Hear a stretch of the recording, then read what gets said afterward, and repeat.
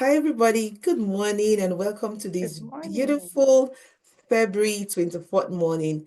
Najite, can you imagine it's almost the end of February, the second month of the year.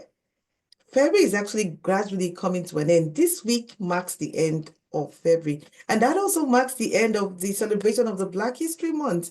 So we basically have 4 more days to the end of the Black History Month celebration. And I'm so excited to have with me an amazing friend, sister, and someone I've known for a very long time. With me here today is Onajite Okotogbo, and she's a dynamic commercial mortgage relationship manager, an adjunct professor, teaching marketing classes, an event host and planner, and she brings creativity and energy to every occasion.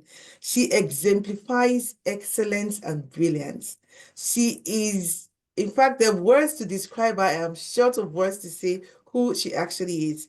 Beyond her professional achievements, she's a dedicated runner. Hey, with a goal to conquer the 6 world major marathons. That is a huge goal you set before yourself. Through her running, Onajite actually raises funds to support individuals who are blind, visually impaired, or living with complex disability. Please join me to welcome my speaker and my guest for today, Onajite Okotogbo. Please welcome to Celebrating the Black History Month with Erica. How are you doing?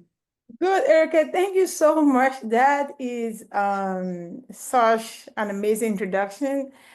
I never realized how much I do until you said all that in in a nutshell. Like, I mean, it's so amazing. Like you just gave me an extra hype that I did not realize I was qualified to have. So thank you for that. I appreciate that. You know what I say about one of the things I realized about the Black History Month and what I've come to see is a lot of people do not even give themselves applaud for what they've done. A lot of times they feel like, is that my resume or is that my profile you just read out? That's not me, but that's who you are. And this is just in a nutshell, not talking about the various other aspects of things and pockets of things that you do outside of all of this. So tell us, GT, tell us about yourself. Who are you? Where are you from? And where are you right now? So I am Onajite Okotogbo. I was born and raised in Delta State, Warri, Delta State, That's Nigeria. us. Yeah, so I mean, we knew each other from elementary school, which is primary school. So we've known each other for a very long time, and our families as well. So I live down here in the United States. So I live in Miami, Florida. Been here for like over 20 years. Um, Currently, I work as a mortgage relationship manager. So I do commercial mortgages, pretty much the servicing of it. I don't do the originations part of it. So I do loan servicing, work with a company who does loan servicing. I also do insurance sales, property and casualty for homeowners and auto. That is also something I do on the side. So besides those, what else do I do? I teach at a community college. I am an adjunct professor. I teach marketing classes. And those are the things I do on my mortgaging job is actually my full-time job. So my adjunct professor job, that is actually my part-time job. So I do in the evenings or on the weekend. So whenever those availabilities are there, I take advantage of it. So I do that also on the side. So, but again, I love teaching, and one of my goals is to actually go into it full time, to become or like a faculty member. So hopefully that works out good for me, and then I can move towards that direction. And then besides that, I do event planning. Um, I also do event hosts, I MC events. So pretty much that's all of that I do on the side and on the weekend and sometimes during the week. So it depends on what the availability or the request. I'm available. So I'm just kind of like versatile. I do so many things. And on top of that, yes, you would ask me, where do I find the time to run? Because that part, it's very important for my mental health. If it wasn't for running, I don't think I would be able to like conquer all these different things that I do. And the fact that I spend hours and hours of running, I figured that if I can spend 4 hours running on the Oh, weekend, I definitely can do so many other things. So that's how I started picking up on all these things because the running doesn't earn me money. I just put my time out there. But all this other stuff that I do earn me money. So yes, I do the running, but I can see how I can channel some of the energy towards doing other things and, getting along with people and associating with people and mingling and, kind of like get out there and network and get to know other people. Pretty much. Yeah. yeah, that's so huge about the things you talk about from your main job to your part-time job, then to the side job. For me, that also showed the versatility of who Onajite is. And again, Yes. running, for me, I play pickleball. I realized that playing pickleball actually opens my heart and gives me it fuels the energy to the other aspects of myself that I actually carry along with me, which you also just Yes. told us. For me, this is so, so beautiful. So how did you get started in your field as a mortgage relationship manager? And why did you choose that particular career as what you want to do? Okay, so I didn't actually choose it. Um, Not to go into the whole gist of it, like I started off with nursing, and then at one point, that's a whole different story. At one point, I switched. I'm like, this is not for me. I have to go into business. So I started pursuing a degree in business management. So I earned a bachelor's and a master's over there. And then I decided, okay, now I have an MBA in business management. What do I want to do? But then also I had an insurance license, so I started selling insurance. So the goal was to start up my own agency. And by the way, I actually did have my own trucking company. So I did actually manage a trucking company that runs like go through 48 states. It's the 18-wheeler trucks go to 48 states, pick up loads and deliver. So I did actually do that, but that's a whole different conversation. So that's like a kind of intense job on its own. So, but how I got into mortgage is after the trunking company for I that actually after maybe about 3 years of running it, so that did not turn out right. I closed up shop and I was like, okay, you know what? I got to do something else. I went back into insurance because I was doing insurance before. So I went back to insurance. I started working for this company. We were doing homeowners insurance and auto insurance. And then during COVID, they came around and say, hey, it's a big company. So they have various departments. So, and they had like 4 other companies affiliated with insurance. So, and then that other piece of the company, they did mortgage originations, management, pretty much real estate. That's what they did on that side. And we sold the insurance for all these people. So they came over and say, hey, do you guys want to come over here and help us out because we're short of staff over here. You're not doing as much sales and insurance. Come over to mortgage and come help us process application. People are refinancing. We need hands. So they grabbed a handful of us and took us over there. So we started working. So once I was over there, I'm like, I think I like here. And on top of it, the money that they were compensating us on a monthly basis was way more than what I was earning on the other side. I'm like, wait a minute, is this the same company? I'm like, this is a joke. This must be a joke. Is this like really the same company? So after like about 4 months, they borrowed us. They gave us back to our insurance department, like, hey, what done with your people? Take your people back. So I went over there. I said, you know what? No. And as a typical Nigerians, we're led by money. So I'm sorry to say that, but that's how we are. We follow the money. So I was like, you know what? I think I may have to find a way to get back into that other side. So after like about a month of going back, an opening came up. They were hiring. I applied from internal and I got hired. So I went in there as a processor, was processing application, doing this pretty much what I was doing before. And then was over there, was making money there. I'm like, So, so I was there for a little bit. And then after like about 2 years, we got laid off because there wasn't as much work. But then what happened was they opened another section of another part of the company that was hiring for commercial relationship managers. So I was in the residential part of it. Now the commercial part is hiring. So once I got laid off, so within like 3 weeks, they were hiring there.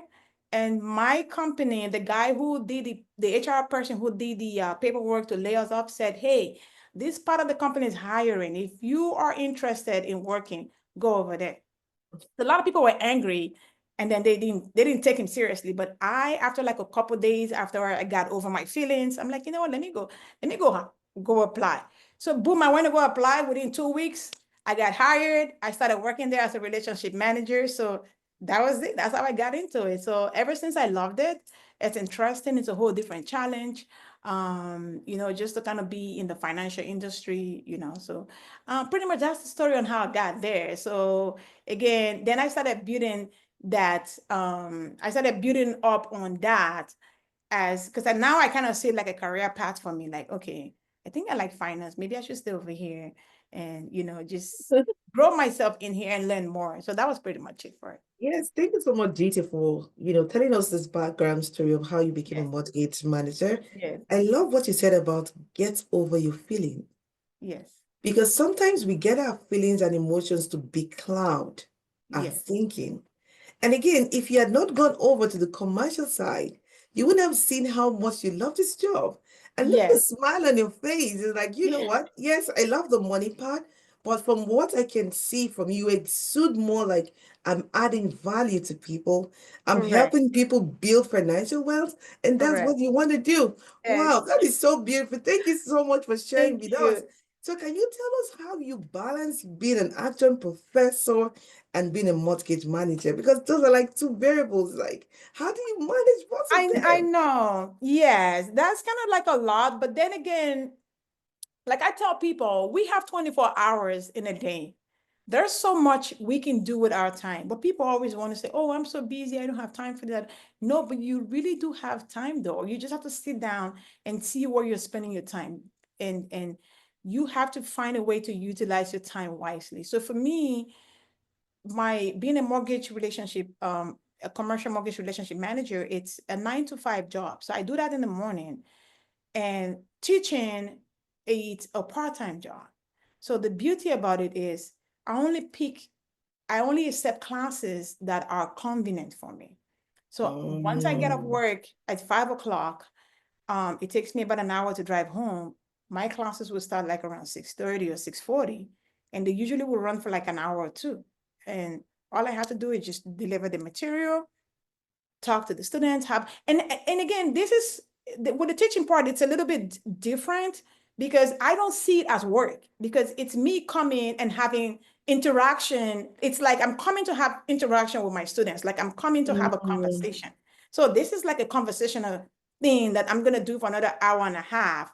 So it doesn't seem like it's a whole lot to me, and it's really an hour and a half or maybe 2 hours or 2.5 hours, and it's we're done. And then we don't meet again until 2 days time or probably the weekend. So it's really doable because I don't have to grade assignments on the spot. I don't have to give assignments. Like everything's already scheduled. I come, I teach 1 or 2 chapters, we talk about it, and that's it, we're gone.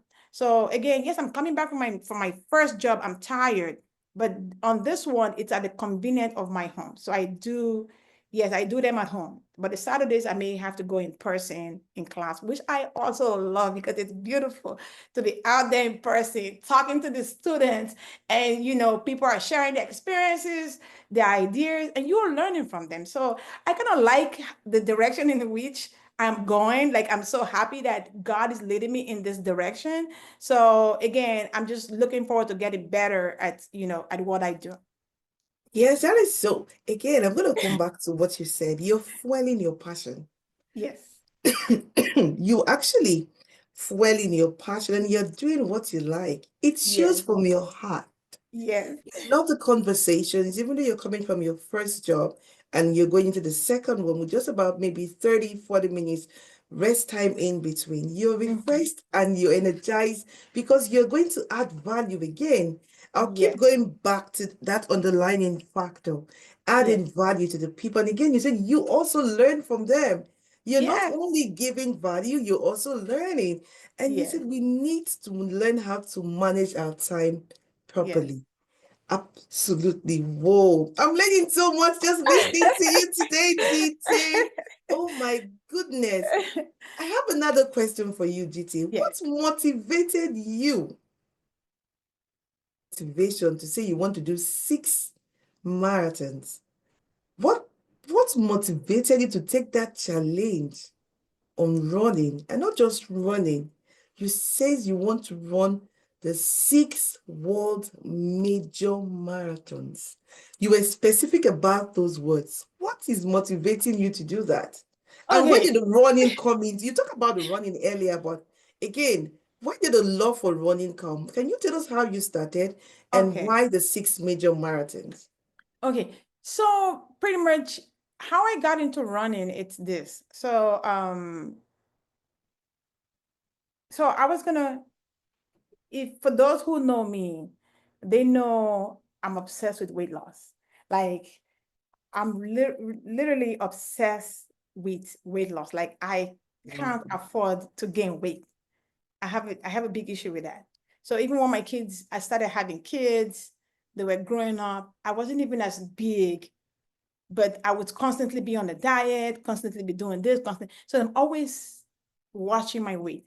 So it got to a point, and the thing is, every time I would do this weight loss programs, I would lose the weight, and within 6 to 8 months, the weight would come back. Only because I had not realized that losing weight is a lifestyle change. I was doing the yo-yo diet, thinking that, okay, after 6 months, it's up, everything is done, I've lost the weight, let me go enjoy myself, wear nice clothes, buy new clothes, but then didn't realize that the maintenance is the real part of like it's the real part of weight loss. Losing the weight is not, it's difficult, but not as difficult. So the maintenance part is the real challenge there. How do you maintain the weight that you've lost so you don't regain the weight? Because then I would come back and start eating, go back to the old lifestyle and things like that. But then after a while, it got to a point I was like, okay, you know what? I'm just tired losing weight and getting it back, losing weight. Maybe I don't have to lose weight anymore. Maybe this is how God wants me to be. Maybe I'm supposed to be fat. Maybe after all, I'm a woman. I've had kids. So maybe this is my whatever you want to call it. Like this is my thing here where um I don't have to be slim because I have evidence that I've had 3 children. So it's okay for me to be fat. But then I wasn't thinking about the health part of it. But after a while, and I let myself go, I didn't do no diet. I just started eating everything. I wasn't paying attention. And boom, before you know it, I gained more weight that I've never reached. I reached a whole level that I've never reached in my life before, like over 200. And then I noticed that every time I would stand, I can't stand for long, my back would hurt. Because I mean, again, I'm big on the hips. So that was growing as well. So my back would hurt. I can't walk for too long. I'm like, I'm in my 30s. I'm too young for this. I can't, this is not gonna happen. Like already in my 30s, I can't stand for long. I can't sit down. It's hard to like clean myself up when I go to the bathroom. I'm like, no, this has to, like, I have to do something about it. So I said, okay, I'm going to start another weight loss program. But once I go into it, I have to find what the maintenance piece is going to be, because once I do this maintenance, I'm not, Mm. yes, I'm not, there's no going back.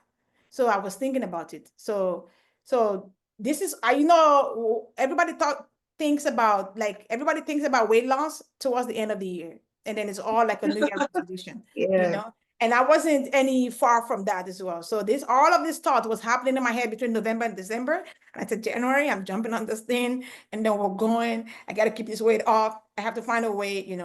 So then in my neighborhood, I have this neighborhood app where if you're looking for handyman, whatever, people over there are like conversating and things like that. So what happened was a girl on there said, hey, do you guys want to run? We can start in January. If you're interested, just put your name on here. So it's like, oh, this probably it. So I put my name on there. I said, at least I have a group of people who are going to run. Let me go over there. I wasn't even thinking of running. My goal is to go over there and walk with them, because I'm like, there has to be like a walker in there, a few people who are going to walk. So I'm just going to be walking with them. As long as I have like an accountability partner, that's all I need. So January came, we went to this meeting, we all met, and like boom, Saturday, first day, we're gonna run. So we all came on Saturday, and once we started, took pictures, and we started, everybody just boom, they just left.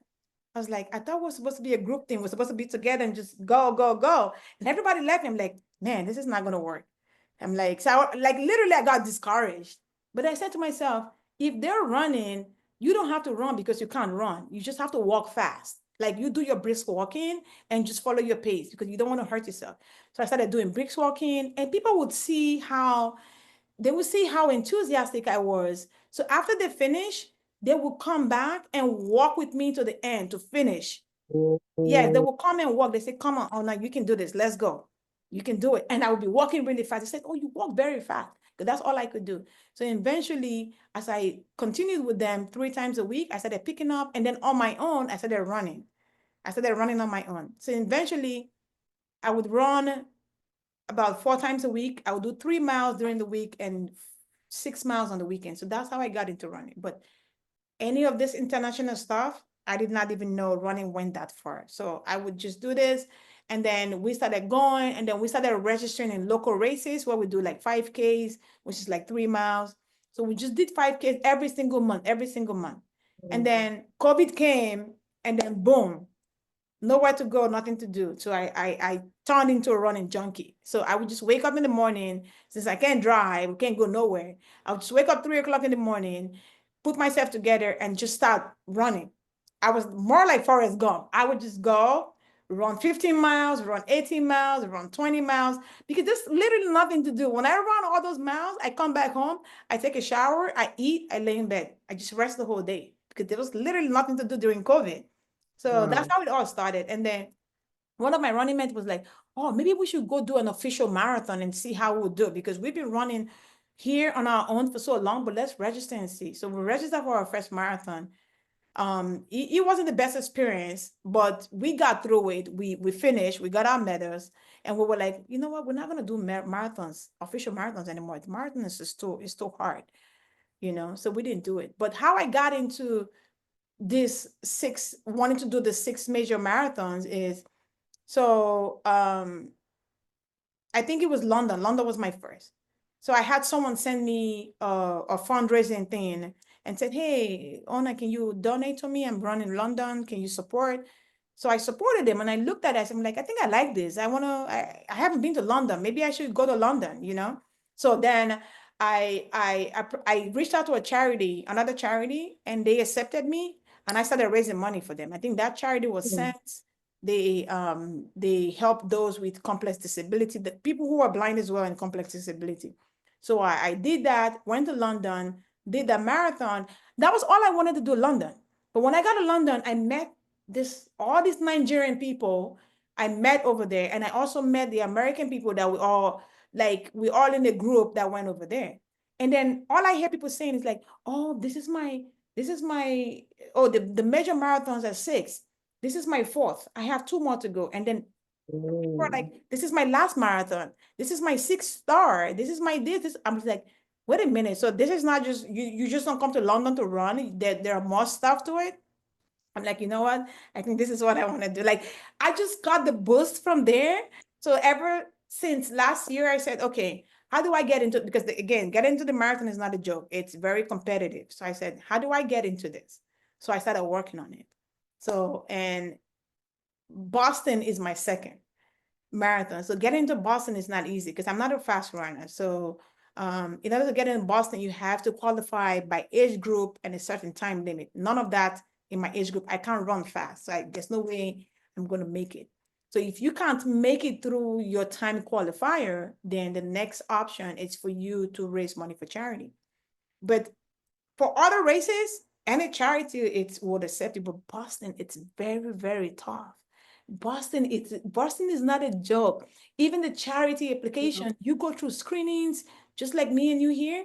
You go through interviews, you have to talk to them, you have to convince them how you're gonna raise the money, because they don't want a situation when you get in and then you get stuck, you can't raise the money. You gotta be able to convince them, and they have to think about it.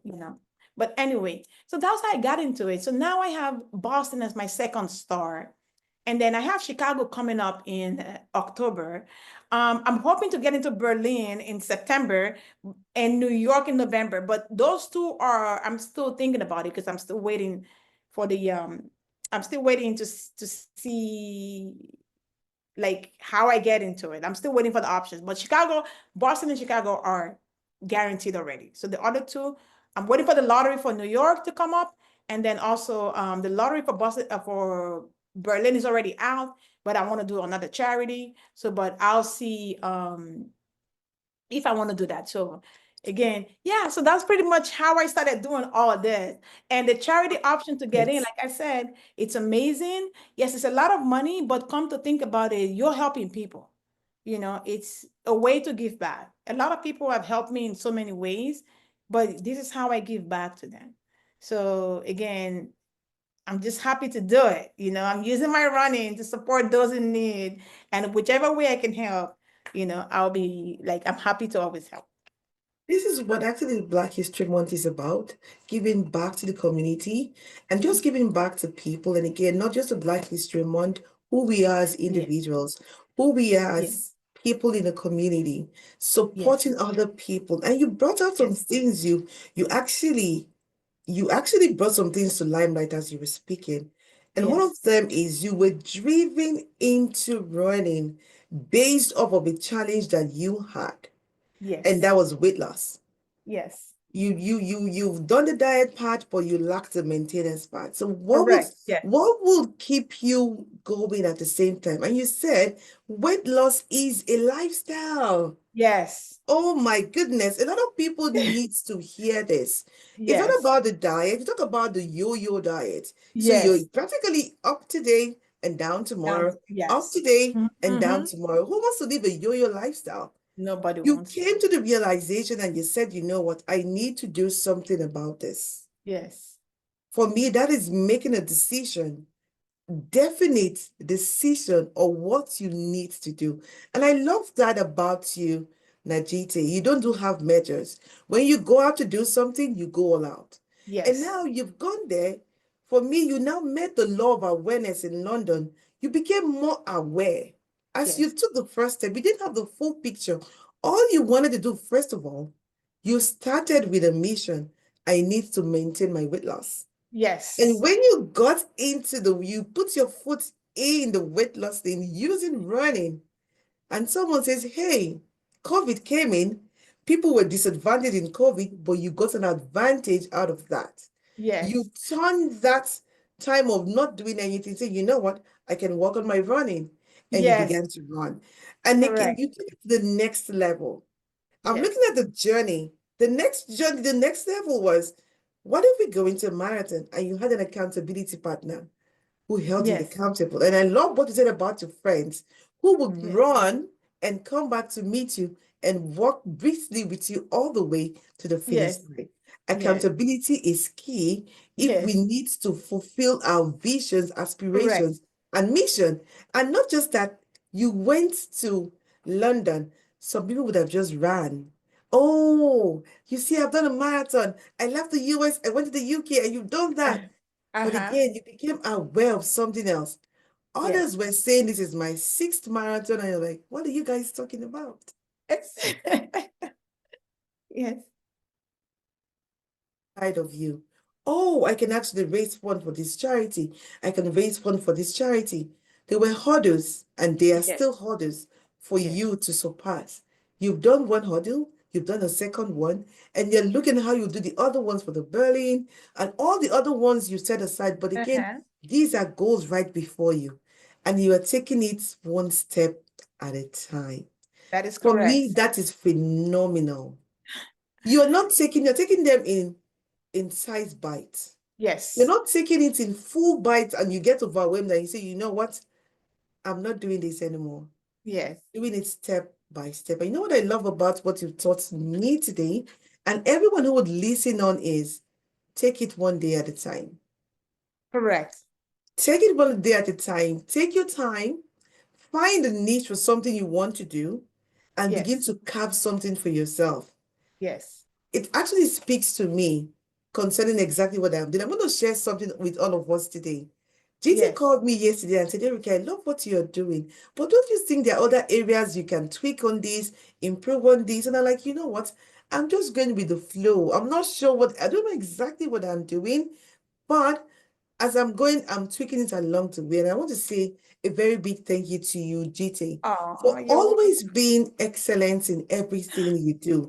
That mark of excellence that dodges you everywhere from your emceeing event. I took a look at what you were doing on your MCs, and there's so much excellence and improvement every single day. And I'm like, Yeah. wow, I want to be like this person. This is a model. This is someone I would like to just follow in the stead. In light of that, Najiti, as we bring this to a close, can you tell us and also speak to the younger generation and Okay. even to our generation and to everyone who would listen, what is the importance of mentoring and modeling? Being mentored by someone and also modeling someone. You showed it, you've exemplified it in everything you've talked about. From saying get over your feelings and getting in touch with someone from HR who came back to you, that person actually came back to you because they saw something inside of you, not Yeah. because you modeled something they wanted back. Otherwise, HR wouldn't reach back to you. There was something you did differently. So can you tell us the importance of modeling and mentoring? And the reason why I'm asking this question, one of the speakers said for every time someone come as a guest speaker, they would leave a question for the next person to answer. You would also do that when you're leaving at the end of today. But again, this is a question that was left for you. How do we get a mentor and how do we model other people? Based off your experience, what is the importance of mentoring and modeling? Okay. So, I want to just say, mentoring, again, to each individual, you have to you have to set yourself in the place where you are not caught up in your feelings. You have to find a way to be better at what you do. Not all the Mhm. time. We are gonna get mentors. Yes, they said go ahead and look for mentors or somebody who like look for mentor network to look for mentors. But sometimes we're not just all gonna be able to have the opportunity for mentorship, but how we learn it's by listening to people. You look at what people are doing. You watch what they're doing. Like there's no room for mediocrity. Just tell yourself that everything I'm gonna do, you're not gonna be able to do it to perfection, but you want to be able to do it to a standard where people will see it and appreciate it. Like put your heart into whatever you're doing, even if it's not your, even if it's not your bread and butter, even if it's not your number one job. Like the thing that I tell people sometimes, the things that we call part-time job or side hustle, they end up sometimes being the real, our real bread and butter. And if you put your heart into that, it may end up being your bread and butter, but you just have to put your time into it. Don't look at it like, oh, it's my side hustle, so you can just do it any type of way you want. No, when you go there, you put your heart into it. You have to be prepared because again, in life, you have to be prepared to succeed, otherwise be prepared to fail. So again, not everybody's going to get mentorship, but how you mentor yourself is to tell yourself that everything that I'm going to do, I have to do it. I have to do it to the best of my ability. Like you want to give it your all. Do not settle Mm. for less. Do not just take things for granted or do not just overlook things, you know. And then again, modeling and in that aspect, it's about how you carry yourself. Look at the people around you. You have to tune in into the right spirit. Like if the people who, again, we're all adults, right? So we know the difference between right and wrong. If you see somebody doing something right, you automatically know that this thing is right. Do not try to justify it and say, oh, well, but no, don't justify it. You clearly know, okay, this is, if somebody's talking down on somebody, you know that's wrong. So do not justify it. Oh, but they cursed it. They brought it upon themselves, or they no. Don't justify it. Just say it as it is and just be true to yourself. So, you go out there, you do the right thing, you try your best. Sometimes it's not easy. Things will get into your feelings and you want to react, but you want to try your best to carry yourself as much as possible. Mm. Again, because it's all, oh, it just all over about, like, how do I say, like, it's just a matter of time. That thing that you're feeling within you will go away. And then a new part of you will begin to develop within you. So you just want to be able to learn how to manage yourself, put your heart into what you do. Always make sure that you don't give half-baked service. You do Mm. your best. Especially one of the things that I always like ask people to do is reflection. Every time you do something, go back and reflect. If you have a video to watch, if you have something to listen to, go back and listen to it and see how you did. How did you speak? How did you respond? Is it's your pitch too high? Were you positive? Were you? So whatever it is, you can come back and say, okay, I want to be a better person. I want to fix this. I want to change this. Because again, perfection does not come overnight. It's time after time after time. Even though we say there's no such thing as perfect, but in some areas of your life, you should have, like, we should have, like, how do I say, like, some areas of our life should almost be like perfect now, because we've been doing it every day over and over and over and over, that we know that this part of our life, it's a routine now. Nothing can divert us from that routine. You wake up in the morning, you follow the step, you wake up straight to the bathroom, you brush your teeth, you do this, you take a shower, you lay your bed, you come downstairs, you make breakfast, you drink coffee, or whatever the case may be. Like, you have a process. So again, for me, in order for you to be a better person, you have to look inward. You have to work on fixing yourself every single day. We have 24 hours. And out of those 24 hours, we can only sleep with 8 hours is what is required, maybe 6 to 8 hours of sleep. And then we have 16 hours to ourselves. You give your employer 8 hours, 2 hours, maybe you drive time, but then you have a few other times that you can put in things here and there. For me, I always encourage people, no matter what you do, you have to incorporate workout into your daily lifestyle. You don't have to exercise every single day, but at least 4 to 5 times a week, you should be doing something. If you're not walking, you should be lifting weights somewhere or doing the bare minimum. But again, you have 24 hours. You can sacrifice 45 minutes for your mental health. If we focus on working out, we're going to reduce a lot of burden. As I sit here, I have a lot of pressure. I have a lot of burden, but I tell you, when I go out there and run, my answers come from the street. When I'm on the street running, I get my answers there and I come back. Sometimes if I know I'm going to forget, I grab my phone and I just put it down. So when I get home, I can, like, go back and reflect on it. But again, I just want to encourage everyone out there. No matter what you do, always be the best version of yourself. Work to improve yourself every single time. Don't get in your feelings. Don't let the pressure of life turn you into what you're not. Yeah, so just pretty much work on becoming a better person, and then we'll find out that the life is gonna be easy for everybody. So. Wow, Najite, thank you so much for Thank spending almost you. 1 hour with me today and with us and everyone. As I just felt you were speaking to me personally, and all of the things you were saying, I'm sure it will resonate with those who would listen to this recording. And I Yeah. love what you said, get over yourself. A Yes. lot of us are so stuck in our own head. We're Mm-hmm. stuck in the past. We're stuck about things that happened to us. Get over yourself. Yes. GT is suggesting, and for me, it's a yes for me. Get over yourself. And she Yes. says that you should be the best version of yourself every day. Yes. Work on self-improvement. You can only give your best when you are at your best. Yes. And work out. Do the Yes. barest minimum.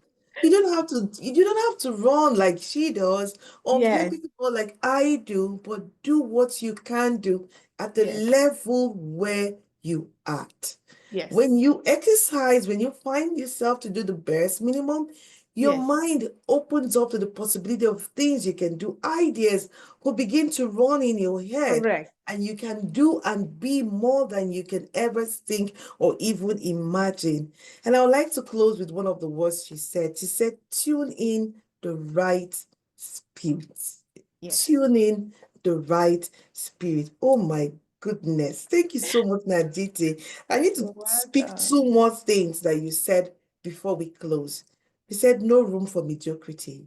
Yes. Do not give room for mediocrity. Sometimes we feel, I've always done it this way. Does it really matter? Yes. Yes, it does. My kids will say, Mommy, must it matter? Must I comb my hair? But I said, yes, it's always looking. Don't Yes. worry about who's looking. Do Yes. it for yourself sake. Yes. And said there's no room for mediocrity. And Always it take care of says, yourself. Yes. yes, do things to excellence. And I'll Yes. close with this last sentence. It said, put your heart to it. No half measures. Yes. Let's leave that spirit of doing things in half measures and put your heart to it. Even the Bible says, whatsoever your hand find to do it, do it very well. And Yes. I'll close with this finally. Now, GT, if there's anything I'm taking away for me, is the spirit of excellence. Everything that you do, put your whole heart to it. Yes. No half measures. And you will be the best version of yourself. Improve yourself and go to the next level. Thank you so much, Correct. Najiti, for You're taking out time from welcome. your busy schedule. I tell everyone who Thank comes you. to these same words because I know how busy all of you are. Thank you Right. for taking out these 15 minutes to be with us, to speak to our lives, to encourage us, to inspire us to become the better version of ourselves. And for everyone who would listen to this, please leave your comments below. She'll be tagged on it. She would respond to you on anything, any question that you need to ask her. And with that, I want to say a Yes. very big thank you again. Thank you, everyone, and have a beautiful day. Thank you, and thank you.